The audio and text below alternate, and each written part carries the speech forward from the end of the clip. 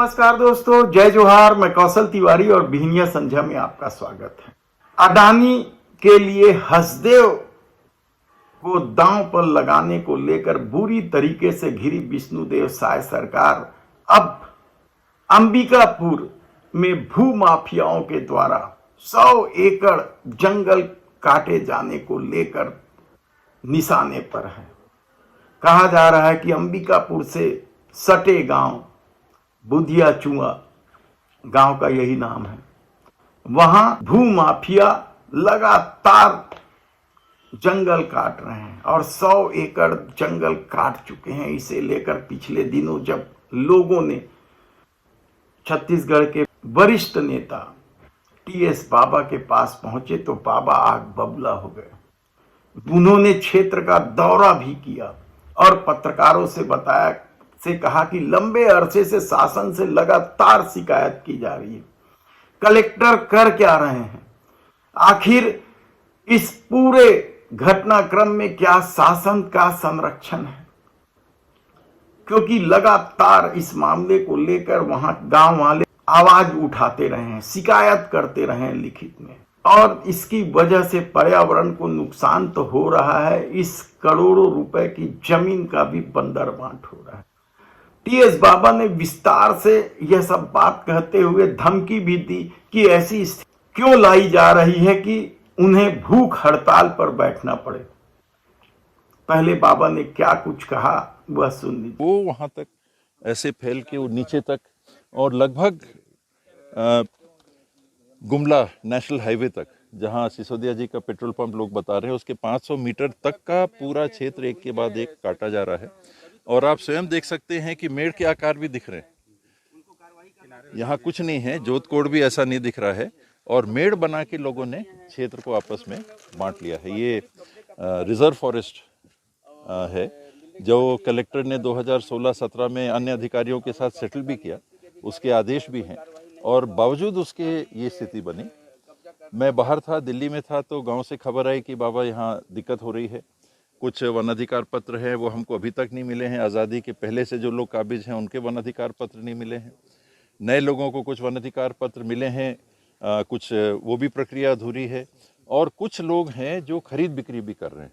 ये सारी बातें सामने आई कि जो वन अधिकार पत्र मिले हैं उनकी खरीद बिक्री, उनके कभी समझाया भी कि एक देखिए वन अधिकार पट्टा नहीं है, ये वन अधिकार पत्र है। पट्टा आपको अधिकार देता है खरीद बिक्री का भी, वन अधिकार पत्र में बेचने के अधिकार नहीं है, और यदि आप बेचते हैं तो ये जमीन वापस शासन को चली जाएगी। तो प्रजातंत्र के इस चौथे स्तंभ के माध्यम से हम लोग चाहेंगे कि लोगों के सामने सच्चाई कम से कम पहुंचे।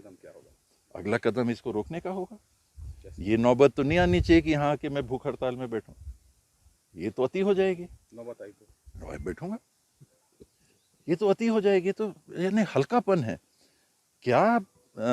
हमारी व्यवस्था ऐसी है कि ये सब करना पड़ेगा तब कार्रवाई हो। एक जानकारी आए और अगर वो बात सही है, पक्ष विपक्ष इसमें कुछ नहीं है, नियम और कानून है, नियम और कानून के विपरीत हो रहा है तो आप कार्रवाई करिए। आखिरी में प्रजातंत्र में क्या होता है? जनमत का संग्रह है, तो वो तो बहुत ही हल्कापन हो जाएगा कि अगर यही नहीं, गांव के जो उप सरपंच हैं उन्होंने भी पूरी बात विस्तार से मीडिया को बताया। बड़ा बड़ा पेड़ था, सब कटाई हो गया, और निरंतर गांव वाले शिकायत करते रहे, कलेक्टर को भी, फॉरेस्ट को भी, लेकिन इसमें कभी कब्जा नहीं रोका गया किसी प्रकार का। गांव में आक्रोशित है कि हम लोग का निस्तारी है और जंगल से निस्तारी है, और जंगल रहने पर हम लोग का आगे भविष्य में हर प्रकार का ऑक्सीजन मिलेगा और हम लोग का सुख सुविधा मिलेगा कह के सब ये लोग को आक्रोशित हो रहा है कि वो नष्ट हो रहा है। तो ये तो बड़ी मतलब थोड़ा सा गौर करने की बात है, और प्रशासन इस पर बिल्कुल ध्यान नहीं दे रही है। गांव के कुछ लोगों का कहना है कि जब इसको बराबर किया जा रहा था उस समय आप लोगों ने कोई उचित कदम नहीं उठाया। नहीं, उस समय हम लोग जब से शुरुआत हुआ है तब से हम लोग इसका विरोध करते आ रहे हैं, पूरे गांव के लोग विरोध करते आ रहे हैं, मगर निरंतर। यानी आप सोचिए कि किस तरीके से शासन प्रशासन के सह पर जंगल की जमीन तक को लूटा जा रहा है और शिकायत के बाद भी यदि सत्ता खामोश है तो क्या इसका मतलब यह है कि भारतीय जनता पार्टी की सरकार भू माफियाओं से मिली हुई है और वह जानबूझकर कार्रवाई को टाल रही है, जबकि वह अच्छी तरीके से जानती है कि इस 100 एकड़ जमीन में जो जंगल है, गांव की निस्तारी उस पर निर्भर है। तब ऐसी परिस्थिति में देखना है कि शासन कुछ कार्रवाई करती है या फिर टीएस बाबा को भूख हड़ताल में बैठना पड़ेगा।